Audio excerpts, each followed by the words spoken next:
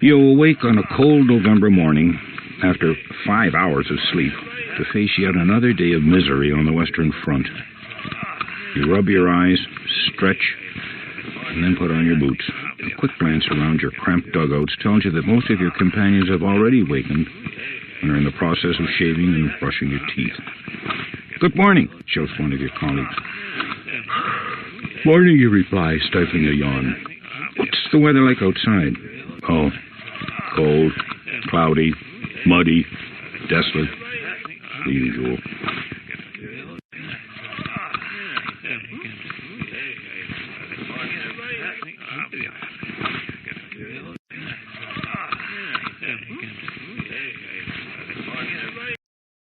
Just then, a tall, thin-looking man sticks his head inside your dugout.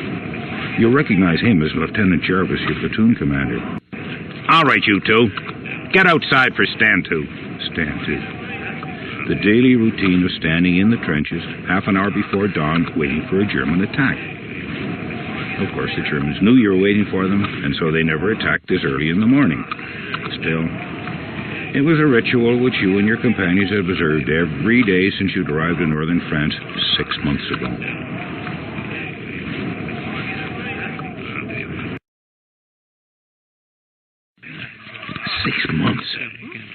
Seems like it was just yesterday when you signed up at the recruiting office. You had decided to join the army because most of your friends had. Besides, at $1.10 a day, the pay was good. And, more importantly, the chance of traveling overseas was an opportunity not to be missed. But life in the trenches was not how you imagined it would be. Instead of marching gloriously into Germany, as the guy in the recruiting office had promised you, you found yourself stuck in the same muddy ditch since you arrived in France. There were no dashing cavalry charges, no cheers from grateful citizens, and no prizes to be won. Only the endless tedium of trench life with its mud-filled landscape, unburied bodies, and lice-ridden uniforms.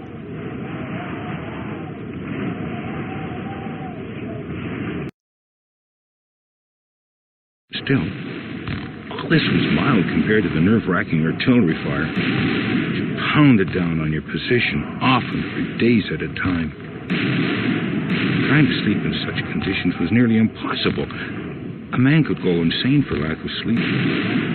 Mercifully, exhaustion from the daily grind of carrying duckboards to provide solid footing over the mud, laying barbed wire in no man's land, and standing sentry duty, anxiously awaiting a German attack, overwhelmed even the most nervous man and lulled him into a profound, deep...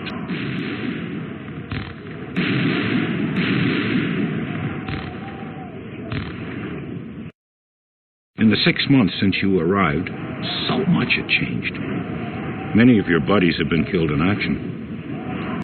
You yourself had barely received a scratch, except for the time you cut your hand laying barbed wire. Embarrassing, perhaps, but not life-threatening.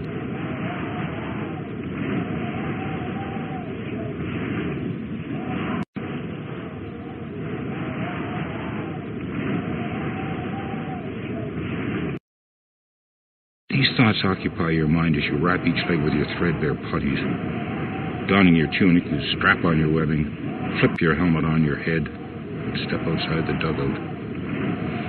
You stand atop the far steps of the trench with your rifle firmly clutched in your hands, all the while keeping your head well below the parapet. Meanwhile, Lieutenant Jarvis appears behind you, muttering his usual words of encouragement before heading off to inspect other members of his platoon. With dawn now breaking over a chilly, crisp day, the order is given to stand down, as it is clear the Germans are not going to attack. The order is received with a combination of relief and enthusiasm, for now everyone can concentrate on the most important aspect of the day: breakfast.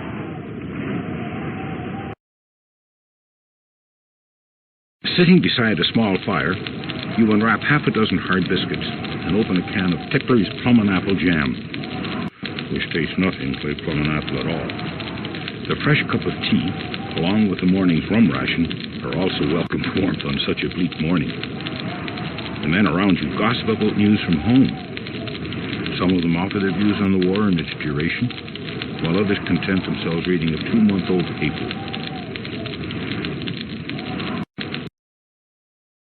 Soon after, the order is given to stand for inspection. You stand in line with the other men of your platoon, and are given a quick look over by the platoon commander and a few other officers. After this, your platoon sergeant, a large, red-faced, mustachioed man by the name of Wilkes, addresses you in a loud, authoritative voice. "All right, lads. Another beautiful day in sunny France and lots of work to be done." The men groan at the inevitable chores they know await them. "I'll need half of you on work detail while the other half does sentry duty. I'll also need a couple of men to go to the rear trenches and bring forward some communication wire. Are there any volunteers?"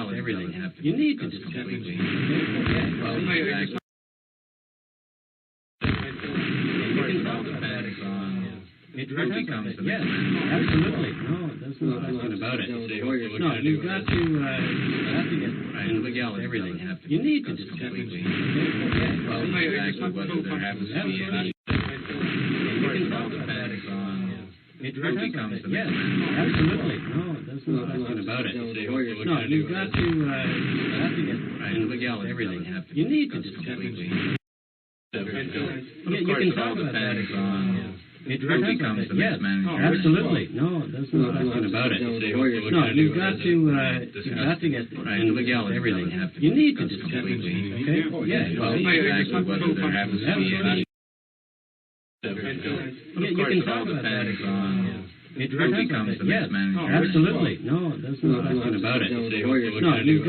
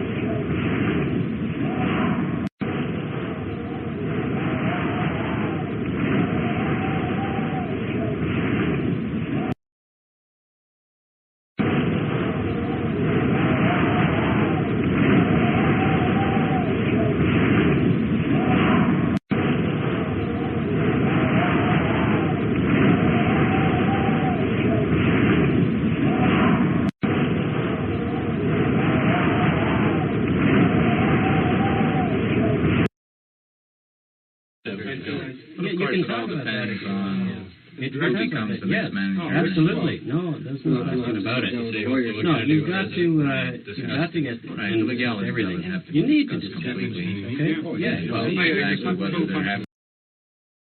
You can talk about that.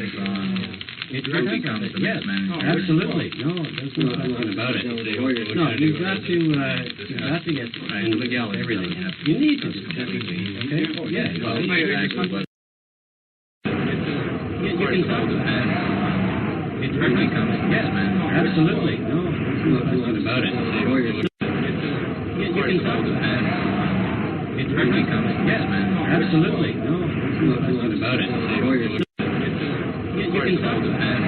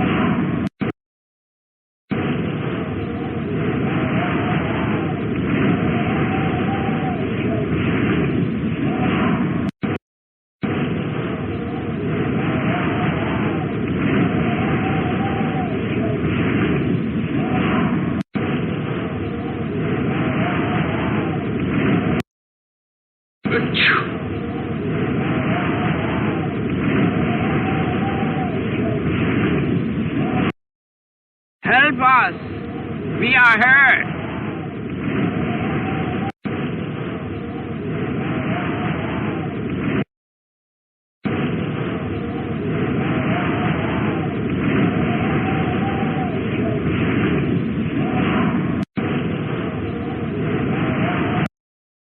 We are needing help, please.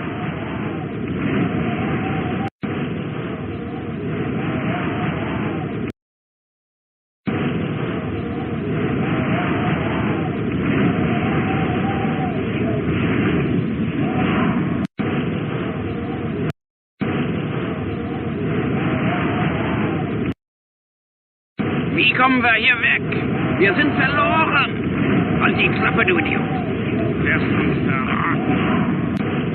Komm, Jungs. Wir gehen nach Hause. Die Kanadier werden uns abknallen. Maul halten. Sonst kriegst du eine Handgranate auf den Kopf. Meinetwegen können wir nach Berlin. Wie kommen wir hier weg? Wir sind verloren. Halt die Klappe, du